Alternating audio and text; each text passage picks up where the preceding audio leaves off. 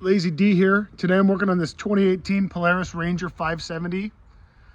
I just did a service on this machine, and one of the conditions that the gal that I'm working on this for mentioned to me is that in the last 2 years she's had to put 2 batteries in it.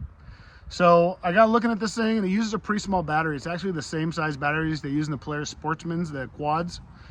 And I looked around a bit at how I was going to maybe put a bigger battery in here, and I realized that the EPS models, the electric power steering models, use a larger battery.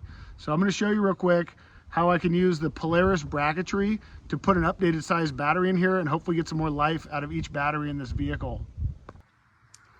These are all the tools I use for this job. Doesn't really take much.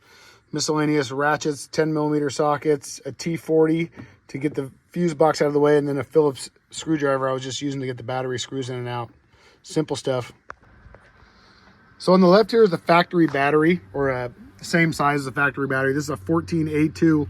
These are a flooded battery, and in some of these applications, when people let these sit for a while in between rides, these tend to not hold up as well as some of the larger batteries. So the battery I got as an update, this is a Napa number, ETX30LA. This is a AGM battery, which will hold up better to vibration and bumping around. And it's about twice the size, 400 cold cranking amps.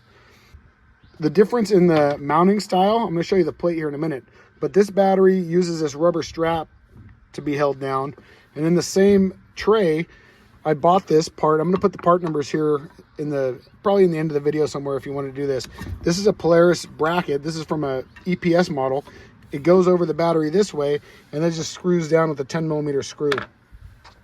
Here are the parts that I ordered to do this job. There's only 4 in total. I have the seat up here to have access to the battery. So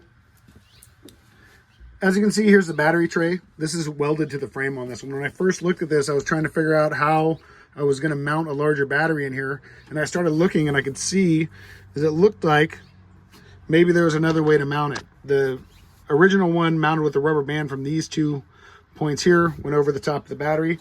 So this is for the EPS model, and this end slides in over here in this slot, and then it screws down to this hole here. So this hole is the one you're going to need to tap. I bought the factory screw, which is kind of a self-tapping style screw. You could put any screw in here you want if you wanted to tap that. The factory thread is an M6x1, but it's not in there until you put the screw in. So you tap in there and easily just put any old screw in there.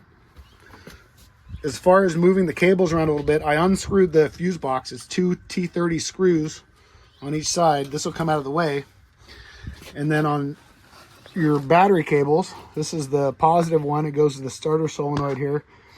This is a 10mm. I'm going to loosen that and probably move the cable around so it reaches a little bit better. And then the ground is right here below it. So I'm going to do the same thing with the ground terminal, loosen it up and put it in a favorable position. I want to mention real quick, when I purchased this, these pads are on the parts diagram as kind of a insulator between the hold down strap and the battery. You probably could get away without using them. They were a couple bucks a piece. I thought I might, take a little bit better care of the battery putting those in there, so I got them. So in total, I only had to get 4 parts. Here's the final product. Very secure, can't move it. I didn't really have to adjust the wires that much. Looks good. Hopefully this is helpful. If this video helped you out and you appreciate the comment, please consider liking, subscribing, commenting. Thank you.